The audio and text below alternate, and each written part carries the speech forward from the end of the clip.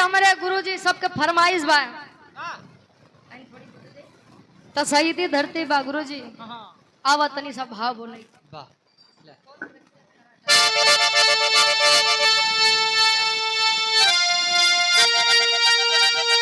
आदरणीय सर्वजीत यादव उर्फ सिंटू भैया 100 रुपया बीडीसी के भावी प्रत्याशी आशीर्वाद के चारी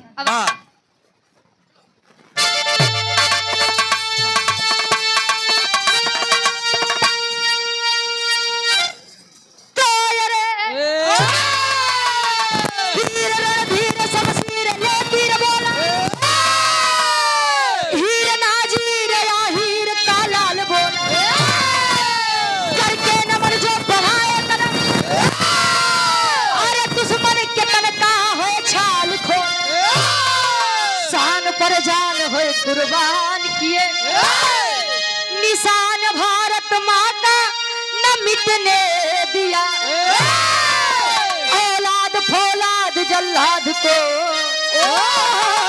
मारे बैरी समर में न रुकने दिया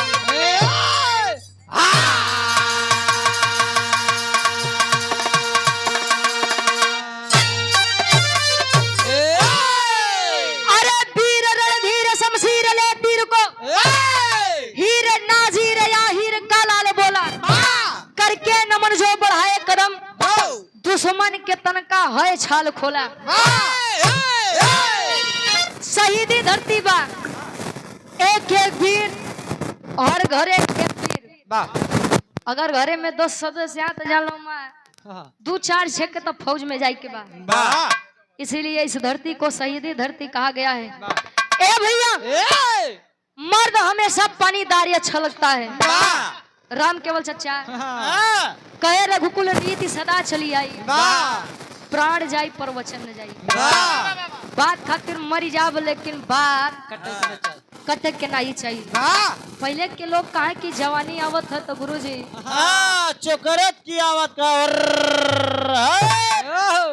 तोहरा नहीं का यार भाई की चली गए बा काहे बदे काहे कवि जी एक लाइन बड़ा मिजाजी गीत लगाओ थे आशिक कहे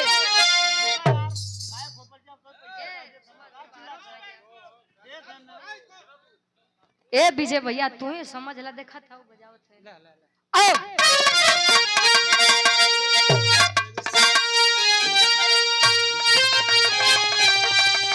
वाह क्या बात है बड़ी बढ़िया गीत के संकेत बा कोनो आशिक अपने मासूका बदे कर प्यार में धोखा खाया हुआ लड़का अब प्यार व्यार बड़ी खराब चीज होती है लड़का कहे का तो जी अगर दिलवर की रुसवाई हमें आज मंजूर हो जाए अरे सनम तू बे वफा के नाम से मशहूर हो जाए सनम तू बेवफा के नाम से मशहूर हो जाए सनम तू बेवफा के नाम से मशहूर हो जाए सनम तू बेवफा के नाम से मशहूर हो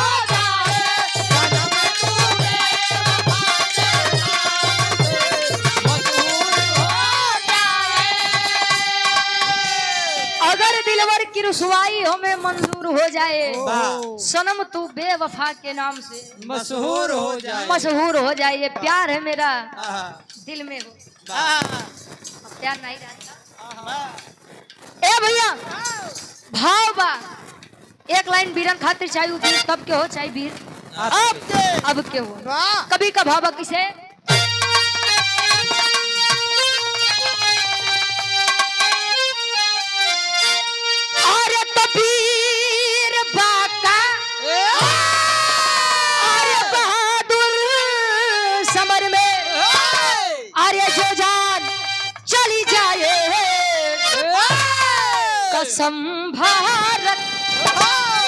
कसम भारत अरे माता की अलग पहचान हो जाए कसम भारत माता की पहचान हो जाए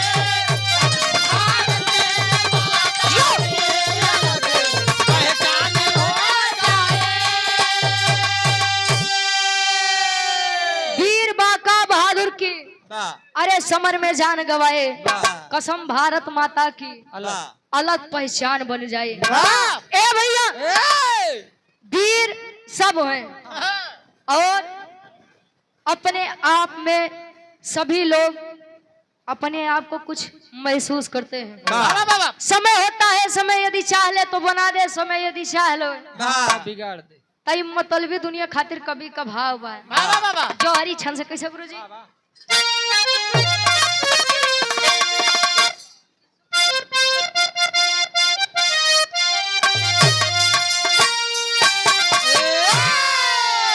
अरे तो किस्मत की बात बताऊं जब सिर पे रहे गरीबी अरे कोई नजर ना आता कितना भी हो गरीबी अरे तो बात बात पे अपने औकात है दिखाते दूसरा ना कोई मारे अपने ही मार गिराए।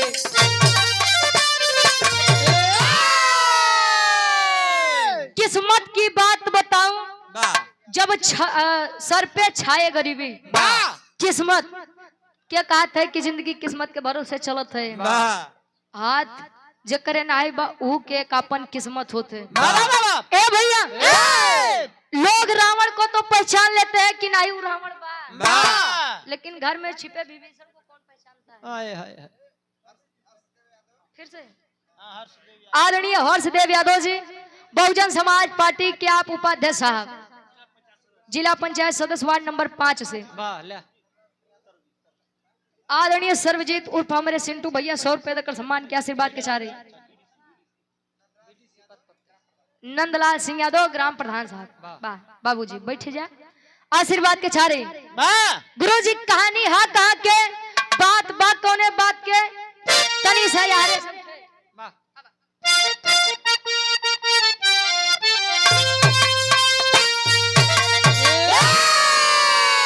अरे तो शहर कानपुर है याला एक छोटा रहा घराना यादव समाज की गाथा अरे गाता सारा जमाना अरे काम काज थे करते कृपा रहे माधव की गरीब रहा बेचारा अरे दीपक मनु यादव की रघुराज सिंह के घरवा अरे काम काज है करता कमला सिंह के है संगवा तो मनु बेचारा रहता दोनों जब साथ में चलते अंगद हनुमान की जोड़ी भाई भाई खेलते पश्चात अवधि थोड़ी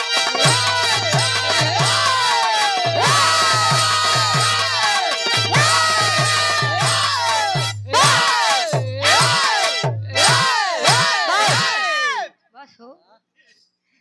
ए भैया कहानी के तनी समझ ला आशा नहीं पूर्ण विश्वास बा कहानी शीशा के जैसा साफ होई। गोविंद यादव जी बढ़ोलिया की 500 जमी से 51 रुपए देकर सम्मान किया और शेषनाथ कारो की 500 जमी से 100 रुपए और सर्वजीत यादव जी उर्फ हमरे सिंटू भैया बीडीसी प्रत्याशी हैं पुनः 100 रुपए देकर सम्मान किए। कार्यक्रम के आयोजक साहब पूज्य बाबूजी के आप सुपुत्र हैं उपेंद्र लाल यादव जी 51 रुपए।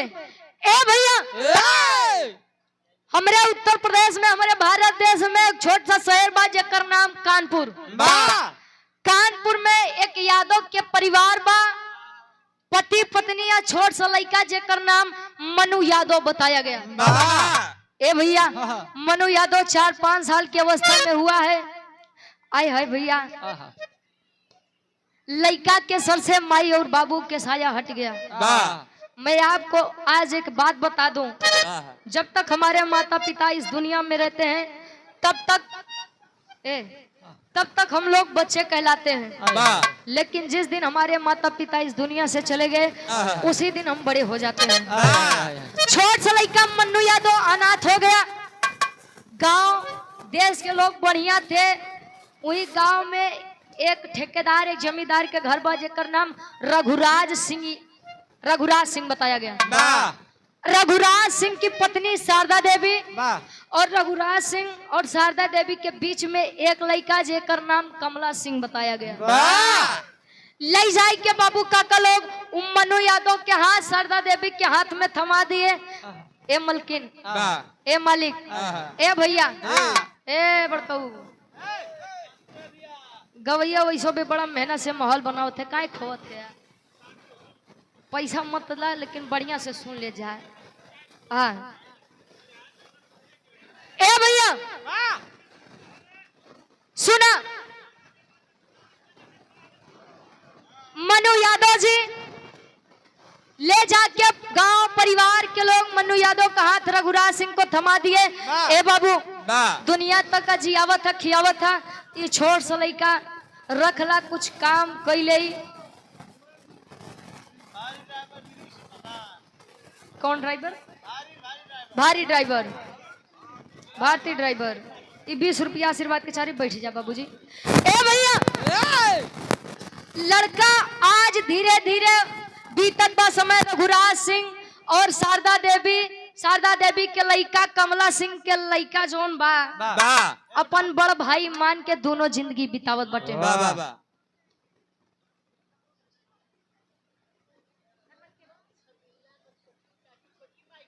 अच्छा, पूज्य स्वर्गीय बाबूजी की आप छोटी माता जी यानी चाची जी, ये ढेर सारा मैं पुरस्कार आशीर्वाद के चाह रहे कि हम बच्चे अपनी कला में कामयाब रहे। अच्छा चाची लाए वही छोटी माता, तो छोट माई बड़ माई ढेर हुई। ए भैया कमला सिंह के साथे साथे मन्नू यादव भी बड़ा हुआ। नाग पंचमी का दिन आया, दंगल रखा गया तो कमला सिंह ऐसा पहलवान था, इतना बरियार पहलवान रहे कि ओकरे सामने अच्छे नाई टिके। जब भी कमला सिंह से हाथ मिलावे ते ही रण में दंगल में कमला सिंह से नीचे हो जाए, मतलब पराजित हो जाए। तो मन्नू यादव कमला सिंह के कुश्ती के मामले में अपन गुरु समझे और रिश्ता में अपन बड़ भाई समझे। ताले वही दंगलवा के बीच में एक दादा बैठा है जेकर नाम सुखू बताया गया। सुखू यादव जी दंगल के बीच में से जब निकले तो रघुराज सिंह के कहे बेटवा ए लल्ला, अरे तू वीर से मऊगन के कहे लड़ावत है? मतलब कमला सिंह तुहार इतना बरियार लड़का, इतना बरियार पहलवान, एकरे साथे तो कोनो बढ़िया पहलवान टिकी ना। मतलब सबके नजरिया मन्नू यादव के तरफ बा। कहते हैं का एक लाइन गीत लगत बा, कोनो दुल्ही बतावे का।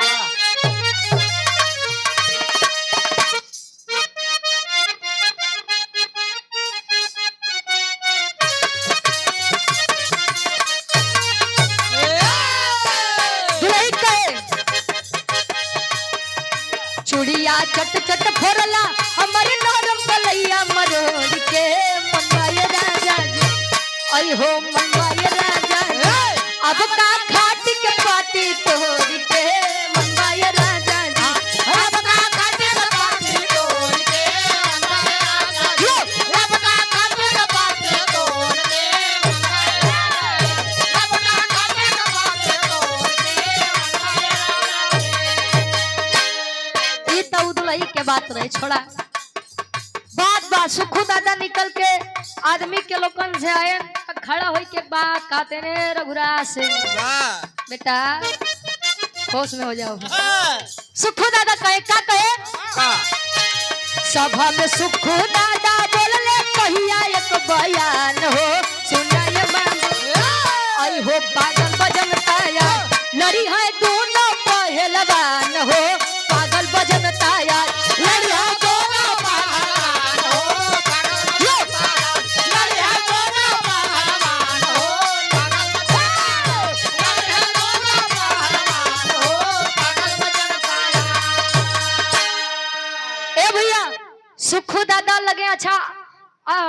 80 बरस के उम्र बा, बा आँख होके एकदम कमजोर, चश्मा लगा बहरे निकलत है। ए रघुराज बेटा, ए रघुराज बेटा। हाँ बाबा बोला, कहे तहार लइका कमला सिंह इतना बरियार पहलवान बा, एकरे सामने ता हाई लइकवा मन्नू यादव ठीक रही। मन्नू यादव जब इतनी बात सुने हैं, मुझे उनके सामने लड़ना है जिन्हें मैं अपना गुरु समझता हूँ, रिश्ते में अपना बड़ा भाई समझता हूँ। ताले मन्नू यादव खड़ा हो क्या बात कहे, सुखू दादा हमारी एक बात सुना। क्या सुने?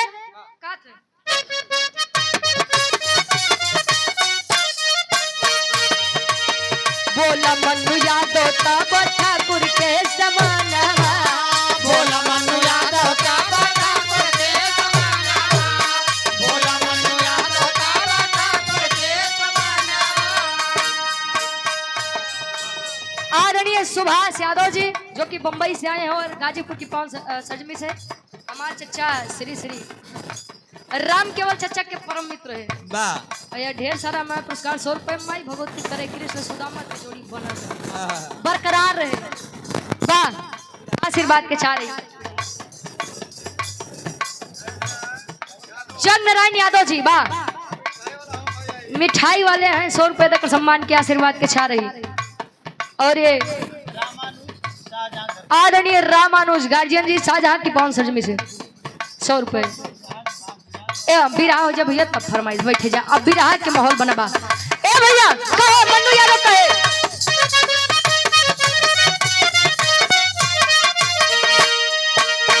बोला मन्नू यादव तब ठाकुर के समान, बोला मन्नू यादव तब ठाकुर के समान, बोला मन्नू यादव तब ठाकुर के समान। जंगल में गुरु लागे रिश्ते में वीरान, जंगल में गुरु लागे रिश्ते में वीरान, जंगल में गुरु लागे रिश्ते में वीरान। माना पहले मन्नू न कटू तलिया रमान हो, पागल बजन ताया हो, पागल बजन ताया लड़ी है दोनों पहलवान हो, पागल बजन ताया लड़ी है दोनों पहलवान हो, पागल बजन ताया, लड़ी है दोनों पहलवान हो, पागल बजन ताया। ए भैया जब सुखू दादा कहे कि कमला सिंह के हाथ में केवल ही मन्नू यादव लइकवा था मन्नू यादव खड़ा हो गया। ये बाबा जिन्हें मैं रिश्ते में अपना बड़ा भाई समझता हूँ, जिनके साथ मेरा बचपन बीता है, और इस कुश्ती के मामले में जिन्हें मैं अपना गुरु समझता हूँ, आप उनसे कह रहे हैं कि मैं हाथ थाम लूं? अरे नहीं रे बाबा, हमसे नहीं हुई, पीछे हो गया। बारे बाबू के प्रेम बच्चे को गोद लिए हैं मन्नू यादव के, और जात के रघुराज सिंह ठाकुर थे। खड़े हो गए हैं मन्नू यादव। अरे मन्नू, अरे मैंने तो सोचा था कि मैंने एक शेर को पाला है, अरे लेकिन तू तो गीदड़ निकल ले। शर्म तो मुझे अपनी बीवी शारदा देवी के ऊपर आ रही है, जिसने तुझ जैसे कायर को पाला है, पोसा है। ए भैया आज जब बात माई के ऊपर आएगा, खड़ा हो गया मन्नू सिंह। ए बाबू, हमरे तक बात रहे तो हम समझ लेते, हमरे तक बात रहा तो हम अपने बेइज्जती के सहन कर ले, लेकिन बात आज हमरे मतारी के ऊपर आएगी। बारे वह बेटा खड़ा हो गया और करत है का गुरुजी, ई गीत के हमरे गुरुजी विजयलाल गुरुजी बड़ा लहाई। कैसे? सिंटू यादव जी बीडीसी के भावी प्रत्याशी हैं, 100 रुपए देकर सम्मान किए। कोनो लड़का कोनो लड़की के तारीफ करत बा, खूबसूरती के बखान करे। कैसे?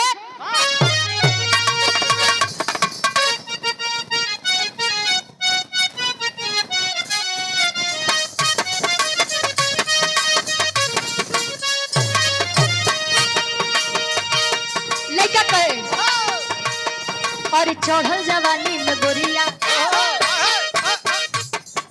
चढ़ल जवानी में गोरिया काहे बांधेली चोली टाई, चढ़ल जवानी में गोरिया काहे बांधेली चोली टाई, चढ़ल जवानी में गोरिया। गुरुजी गए अरे लगन रही तन मन में। देखिए ये बात उस विरह में गाए थे, लेकिन ये बात 100% सत्य है। हमारे लिए भी लागू होती है, आपके लिए भी लागू होती है। मन में अगर किसी काम को लेकर लगन है मन में तो वो होगा। कहे एक दिन मंजिल पाई, एक दिन मंजिल पाई, ओकर झंडा जरूर लहराई। लगन रही तन मन में ओके केहू न रोके पाई। लगन रही तन मन में ओके केहू न रोकी पाई। लगन रही तन मन में ओके केहू न रोकी पाई। लगन रही तन मन में ओके केहू न रोकी पाई। अरे सरवा पलली माई। बाबूजी ना तो मेरी माँ कमजोर है और ना तो उनका बेटा कमजोर है। माँ ने गीदड़ को नहीं एक शेर को जन्माया, जन्माया शेर को, लेकिन पाला भी उन्होंने शेर को है। कहे बाबू सुनो, अरे शेरवा पलली माई, शेरवा पलली माई, जब सिंह के जोर दिखाई, दंगल भूमि के ऊपर देखा माटी पे तिलक लगाई। जंगल भूमि के ऊपर देखा माटी पे तिलक लगाई। जंगल भूमि के ऊपर देखा जंगल भूमि के ऊपर देखा माटी पे तिलक लगाई। ए भैया इतनी बतिया सुन के मन्नू यादव जब सामने आया तो कमला सिंह कह रहे साला हमारे साथ खाए पिए बा, हमारी से टक्कर ले बा। ठीक बा, आओ सारे देख ले कितना तो एकदम बा। ए भैया एक तरफ रघुराज सिंह का सगा बेटा कमला सिंह और एक तरफ उनका गोद लिया बेटा मन्नू यादव। ए भैया आज दोनों में झगड़ा चलत बा, कुश्ती चलत बा। न कमला सिंह पीछे न मन्नू यादव पीछे, पूरी प्रजा एक तक निगहारत बा। रे यार अब वही तो मैच थोड़ा इंटरेस्टिंग भागा। आज के मैच थोड़ा देखे लाए बाबा। देखा अरे कमला सिंह पटकी का हो, अरे ना ना ना मन्नू यादव पटकी। मन्नू यादव अपने तरफ, कमला सिंह यादव कमला सिंह वाले अपनी तरफ। कहा अरे यार मन्नू यादव का लड़ी कमला सिंह होके धाई के पटक दे, छाप दे, पानी फेंक दे। अब मन्नू यादव का वाले कहा खेरे आयरे का खून बा, गरम खून बा, ऐसे थोड़ी जाइए। पानी मिलवा है। दोनों तरफ वाले में बहस होत बा। कैसे? तेरी के भाव में कवि जी लिखत है का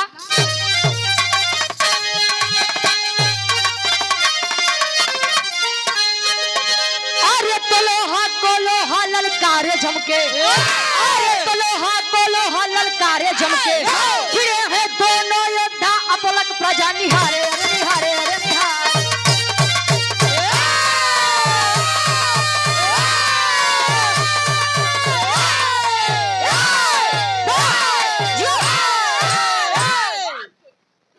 भिड़े हैं दोनों योद्धा अपलक प्रजा निहारे, लोहा को लोहा ललकारे जमके। ए भैया एक टक अपलक का मतलब एक टक, पलक नीचे नहीं होत बा। प्रजा देखत बा यार मन्नुआ जीती कि कमलवा जीती, बहस होत बा। और तब ले मन्नू यादव उठाई के एक पटक दिया, बैठ गया। हर तरफ से हल्ला होने लगा। अरे बारे मन्नू यादव बाप बिरादरी के नाम ऊंचा कर दिया। बेटा बा वाह। अरे यार हर तरफ मन्नू यादव मन्नू यादव मन्नू यादव, हाई बड़का वीर बनत रहे। हाँ बड़का वीर बनत रहे। चाप तब खींची दो चार गो मौगा से लड़ के बड़का वीर बनत रहे। अरे आज तो ताज सामना असली मर्द से भाग। मन्नू यादव को बढ़िया फूल माला पहना करके बा मन्नू बेटा बा।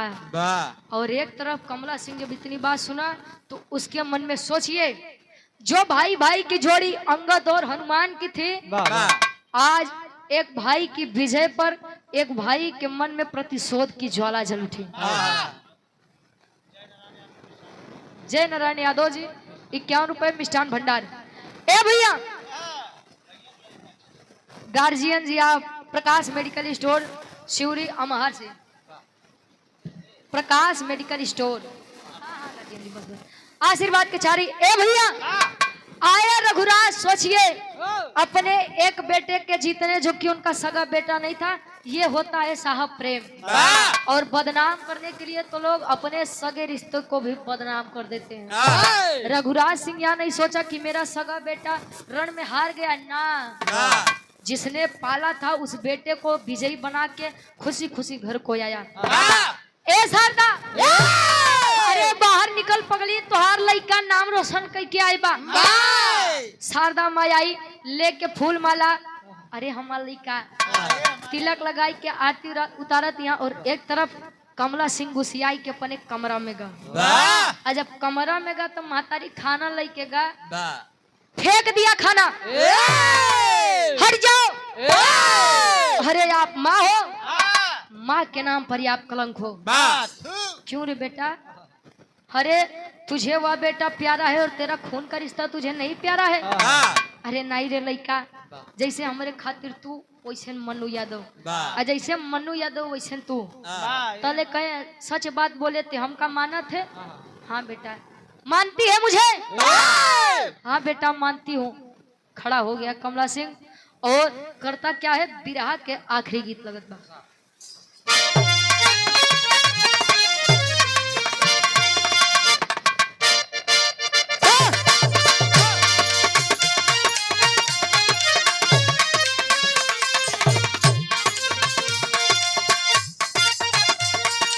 जिया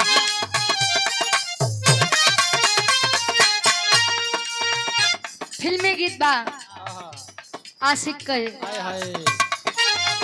इश्क में तो हर चीज मिट जाती है, इश्क में तो हर चीज मिट जाती है, इश्क में तो हर चीज मिट जाती है।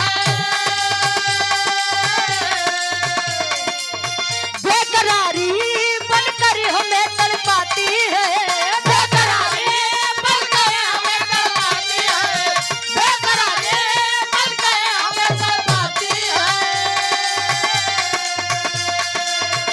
इश्क में तो हर चीज मिट जाती है, बेकरारी बनकर हमें तड़पाती है।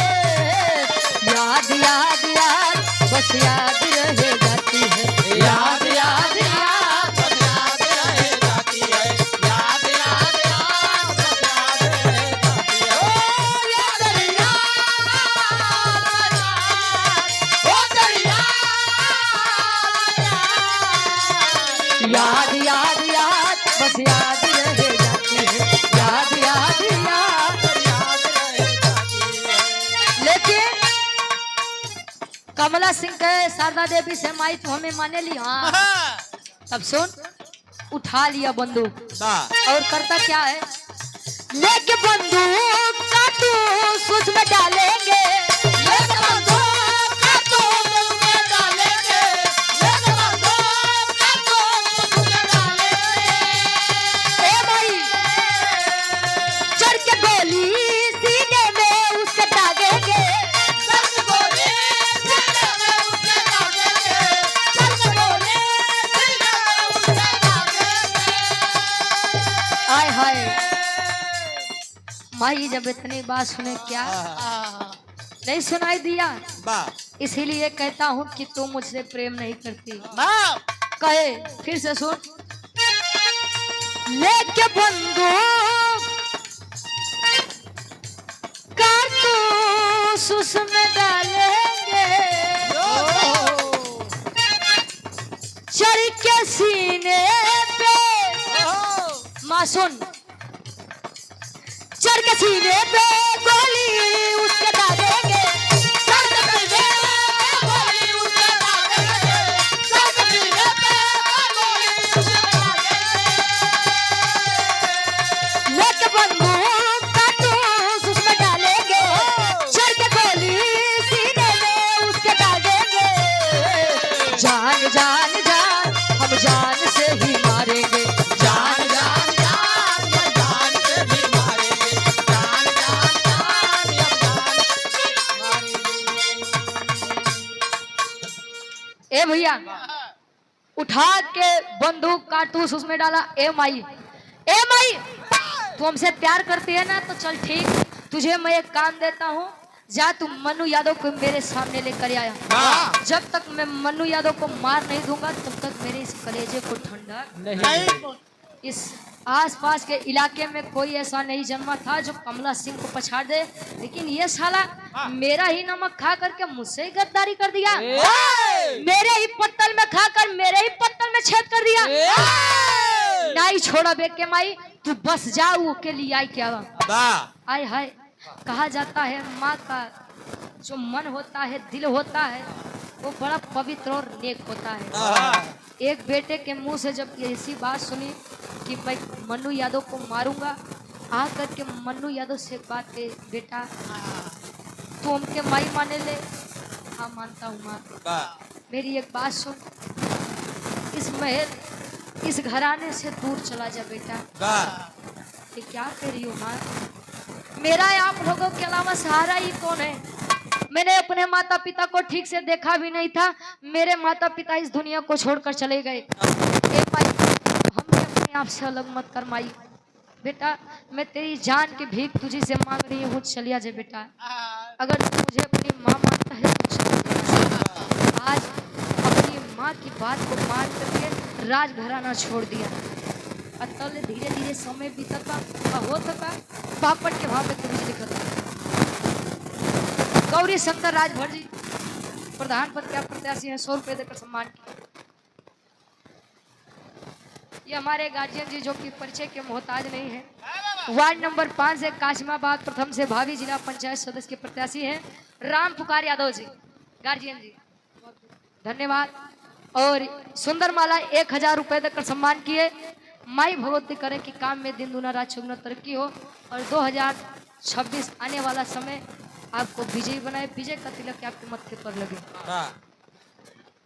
अब ए भैया धीरे धीरे समय बीतत बा, कमला सिंह अब चौड़ियात बा। अगर या जंगल में केहू शेर बा तो केवल एक शेर कमला सिंह, और वह तरफ मन्नू यादव के ओकर माई भगाई के जिंदगी खुशी से बितावत बा। कम से कम हमार लड़का ये दुनिया में तो रही। मनु सिंह अपन पेट पाले खातिर ए भैया जौन भी छोटा मोटा काम मिले तवन खुशी खुशी कैले। प्रत्येक वर्ष के बाद इस साल भी जब दंगल लगा और तले होठ का पापड़ के भाव में कवि जी लिखा था ने बड़कऊ शांत रहता है यार, अगर ही बैठ के चिल्ला था पीछे नहीं जा सकता। पापड़ के भाव में कवि जी लिखा था क्या,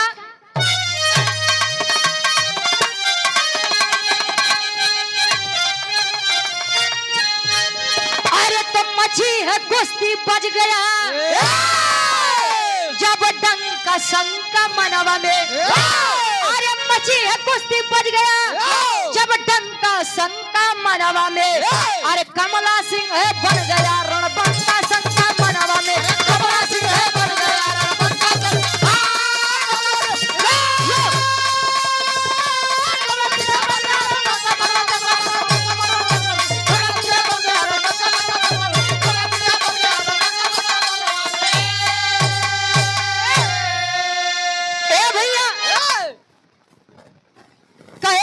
कुश्ती का डंका जब बज गया कि हर साल के बाद इस साल भी नाग पंचमी को कुश्ती का आयोजन किया गया है। अरे मन्नू यादव तो भगौड़ा रहे सार भाग्य बा, अभी कमला सिंह से देखा कौन बीर टक्कर लेत बा। तब ले कवि जी उठाई कहानी धरत है कहा, अरे हेनरी अंग्रेज तब कमला सिंह को ललकारा है, अरे मिलाओ हाथ मुझसे गर, अरे माता का दुलारा है, अरे तो गॉड जाने मिटा दूं। गॉड का मतलब ईश्वर, ईश्वर भगवान, अंग्रेज था अंग्रेजी कहे, अरे गॉड जाने मिटा दूं तेरी लंका शंका मनवा में। अरे तो कमला सिंह है बन गया रणबंका शंका मनवा में। हेनरी नाम के एक अंग्रेज रहे और बड़ा नाम सुने रहे कमला सिंह के बारे में। हेनरी अंग्रेज आया कहा कि इस दंगल में मैं सुना हूँ कि कमला सिंह बड़ा बढ़िया बाजी मारता है। कहाँ है? लेके आओ मेरे सामने, ले आओ, किधर है? लेके आओ मेरे सामने। आओ। अच्छा, कमला सिंह आया, फिर से गार्जियन जी के द्वारा पुकार उठा कि आज ही के दिन से 10वें दिन बाद यहीं पर कुश्ती का आयोजन किया जाएगा, जहां से हमारे भारत देश के लिए लड़ेंगे कमला सिंह और अंग्रेजी शासन से आया है ये हेनरी अंग्रेज। तो ये बात हर जगह बड़ी बढ़िया फैलत रहे, वायरल होत रहे, न्यूज़पेपर में, टीवी के माध्यम से बढ़िया से जब ये बात फैले भारत देश के लिए लड़ेंगे कमला सिंह जी अंग्रेजी शासन से हेनरी अंग्रेज, धीरे धीरे ये खबर पहुंचा था कहाँ गुरुजी? आल्हा के भाव में कवि जी प्रमाण देते हैं। सर्वजीत यादव उर्फ हमरे सिंटू भैया बीडीसी के जो भावी प्रत्याशी हैं 100 रुपए देकर सम्मान के आशीर्वाद के चाह रही। और अच्छा, लोहार का पूर्वा से नंद भवन यादव जी, लोहारपुर बोल दिए, लोहारपुर से हमारे गार्जियन जी 100 रुपए देकर सम्मान किया मेरे राम केवल सच्चा के आप जीजा जी, बारे जीजा जी और के पहली बार आशीर्वाद के चाह रही। जे करे आगे जी, जे करे पीछे जी, बिचवाई में जा छोड़ा भाव बनो आल्हा के भाव में कवि जी प्रमाण देते हैं। नहीं बात पहुंचत बा क्या करे लगे।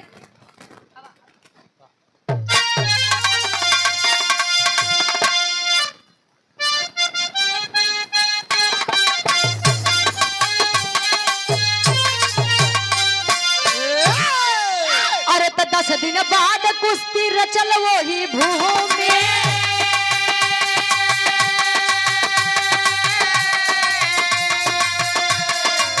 चारों तरफ फैले लागल सुना समाचार।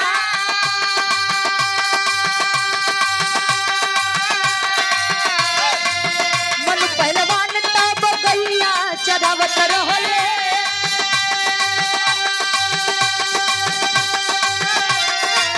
मन पहलवान तब गैया के चरावत रहले। सुन ले खबरिया भइले दिलवा पे बा,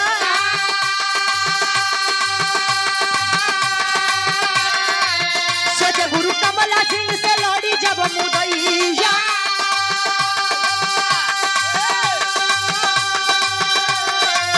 सोचे गुरु कमला सिंह से लड़ी जब मुदैया।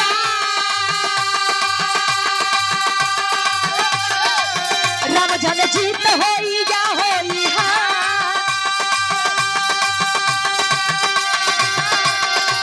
लेकिन पहलवानी देखे जाइब कर मयनावा,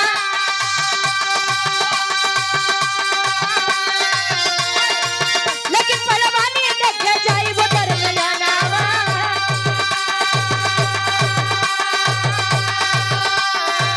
भले गुरु करिए हमरा ऊपर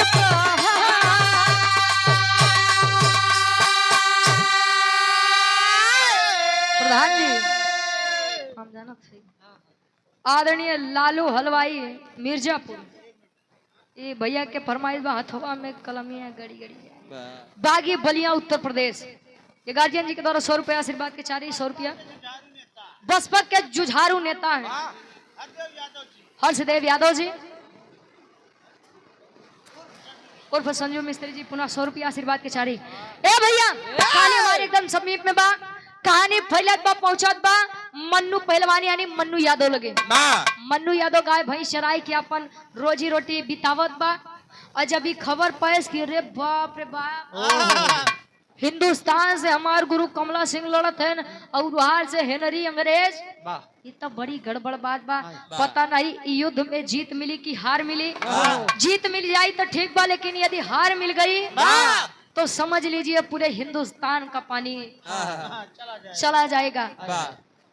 मच गया दिल में शोर कि अब मैं भी अब कुश्ती देखने जाऊंगा।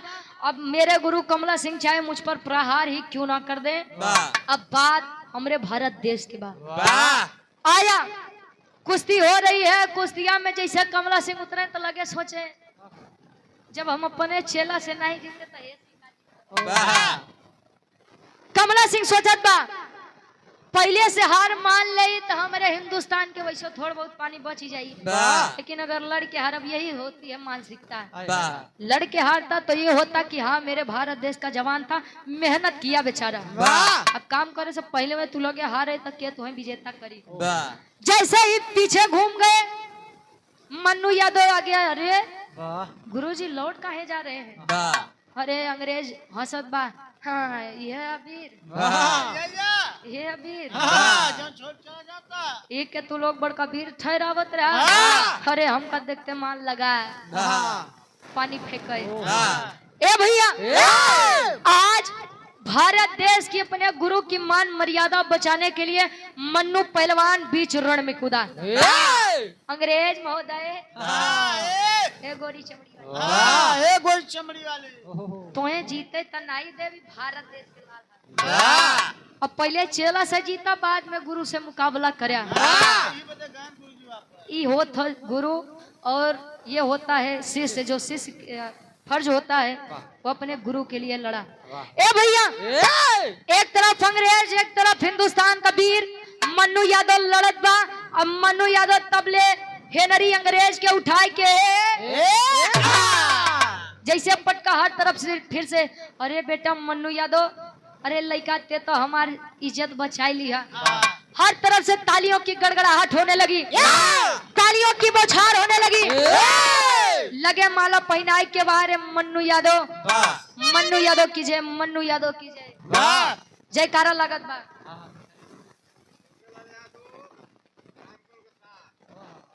छोटे लाल यादव जी हमारे चचा राम केवल यादव जी के सार हैं, हमार मामा। मम्मा तो है मामा, ठीक बा। 51 रुपया मामी के हमार पहलगी बोल दिया। ए भैया हेनरी अंग्रेज जब देखा मेरी बेइज्जती भरे दरबार भरे सभा में हो रही है, निकाल के पिस्टल कमला सिंह की तरफ तान दिया। और जैसे कमला सिंह की तरफ फायर किया, बारे लड़का मन्नू सिंह आगे आ गया, सीने में गोली लगती है। मम्मा सार महाराज बैठा, मम्मा वहाँ छुआऊ रम्मा। ए भैया गोली आके मन्नू यादव के सीने में लगती है। बारे भारत देश का लाल, बारे अपने गुरु के प्रति उस शिष्य का समर्पण। कमला सिंह अपने गोदी में लेकर के, अरे मन्नू मेरे भाई, मैं तुझे जान न सका रे, तेरी विजय से मेरे दिल में तेरे प्रति जो नफरत हुई, आज तूने वह नफरत अपनी जान की बाजी लगा के दे दी। लेके दौड़ रहा है कमला सिंह। मन्नू यादव तले हथवा पकड़ के बात कही। का बात कहे गुरुजी? खड़ी के भाव में कवि जी लिखते हैं,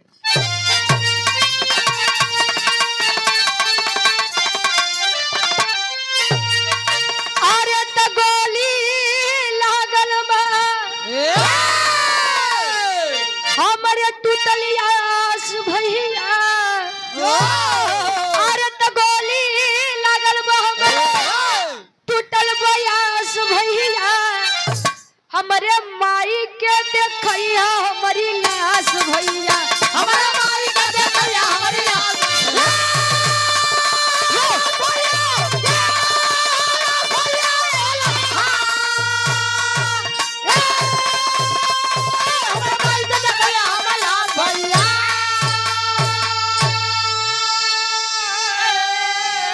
गोली लागल बा हमरे टूटल बा आस भैया, हमरे माई के देखैया हमर लाश भैया। ए भैया मैं इस जंग को तो जीत गया भैया, लेकिन मैं अपनी जिंदगी की बाजी हार गया भैया।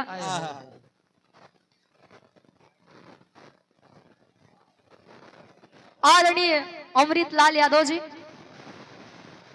अच्छा अमृत लाल हमारे गुरु जी, अच्छा नदौली, अमृत लाल नदौली से मास्टर साहब यानी गुरु जी, हमारे पूज्य बाबू जी, ये 200 रुपए देकर सम्मान किया, आशीर्वाद के चारे। ए भैया मैं इस जंग को तो जीत गया, लेकिन अपनी जिंदगी की जंग हार गया भैया। मैं नहीं बचूंगा भैया। बाहर है मेरा बेटा, बाहर है मेरा भाई, तू मेरा सगा खून ना सही, लेकिन तूने अपने भाई का फर्ज, अपने शिष्य का फर्ज बड़ा बखूबी निभाया रे भाई। मन्नू सिंह हथवा पकड़ के एक बात कहे कमला सिंह से, भैया जियते जिंदगी हम माई के बाबू के कुछ नहीं दे पाए, आहा, लेकिन मेरी आखिरी इच्छा है कि मेरी इस लाश को मेरी माँ को दिखाइएगा। कहा बा आखिरी सांस में आखिरी लाइन में एक बात का कहे,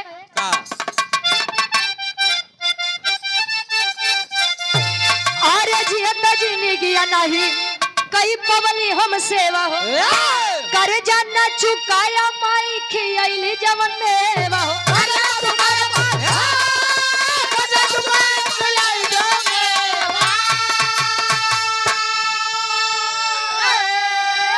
अरे खुशी माई के देव तू विश्वास भैया, अरे तो खुशी माई के तू देवा विश्वास भैया, हमारे माई के देखैया हमारी लाश भैया।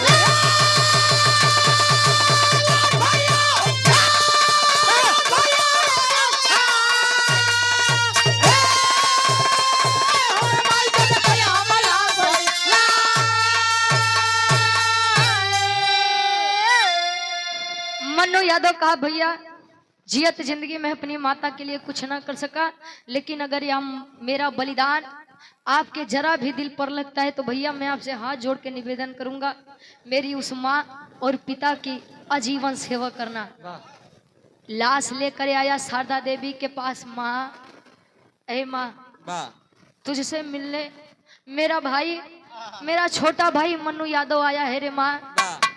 माई जब मन्नू यादव के नाम सुने सो वो अपने लड़का कमला सिंह के मुंह से जवन मन्नू यादव के जान ले पे उतारू बा, सारा काम छोड़ के जब आई सफेद कफन में लिपटा हुआ मन्नू यादव कफन जैसे हटाती है माँ, अपने बच्चे को देखकर कहती है बारे बेटा कहा तू मेरे गर्भ से जन्म लिया होता रे बेटा, मैं भी गर्भ से तुझे अपने सीने से लगाती और तेरी जान बचाने के लिए मैं तुझे यूं दर दर की ठोकरें न खाने देती, और मेरे पास आया भी तो इस सफेद कपड़े में लिपट कर आया। ये होता है त्याग, ये होता है बलिदान। भारत देश के लिए हमारे वीर सपूतों ने ना जाने कितनी कुर्बानियां दी हैं। पहले उस समय रहे कि यह बात के जोर मारे लोग कि भारत देश खातिर पहले बलिदान हम दे, आज लोगन में जोर ई बात के बाद तो हम कितना पाई कितना कमाई के। हमारे एक नसीहत भाई आप लोगन खातिर कि आप लोग केहू के मैयत में जाया चाहे मत जाया, लेकिन वो बेईमानन के मैयत में जरूर जाया। ये देखने के लिए आप लोग जाइएगा कि जो लोग बेईमानी से पूरी जिंदगी कमाए हैं अपने साथ कुछ लेकर जा रहे हैं कि नहीं जा रहे हैं। और अंत समय में लोग यही कहते हैं जे खराब काम करे बारे भले सार मरा, मेरा सार भले मरा, गांव पूरा आनंद भय। तो ऐसा काम मत करिए कि जाने के बाद भी लोग आपको चार गाली दें। ये हमारे बिरहा के भाव रहे, देश खातिर कुर्बान क्या होता है और गुरु के प्रति एक शिष्य का फर्ज क्या होता है। मन्नू यादव इतिहास के पन्ने में अपना नाम अंकित अमर करके गया है, और इस गीत के माध्यम से सच्ची श्रद्धांजलि अर्पित करती हूँ उस महान आत्मा को, उस महान वीर को। आखिरी में खानदान के परिचय पर फिर गुरु जी के नंबर रही। अब गुरु बिहारी, गुरु गणेश, गुरु रामलाल मुर्बाद का।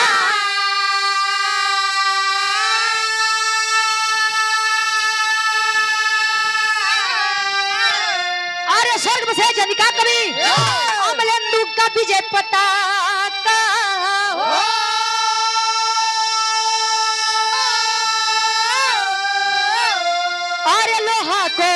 लोहा ललकारे जम के गावे रुचि यादव पूजा करे कलम के, लोहा को लोहा ललकारे जम के।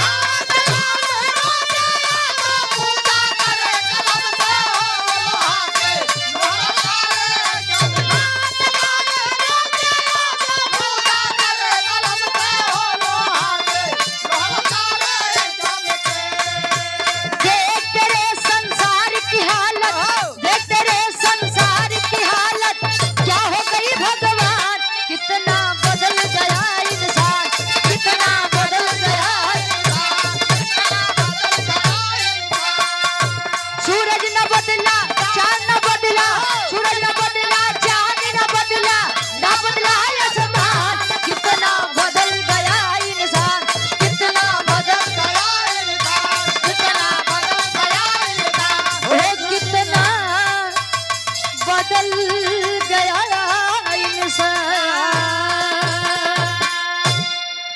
गावे बजावे कहा सुनो में कोनो भी गलती कसूर भयो आप लोग अपन लड़किया बच्चा समझ के माफ किया।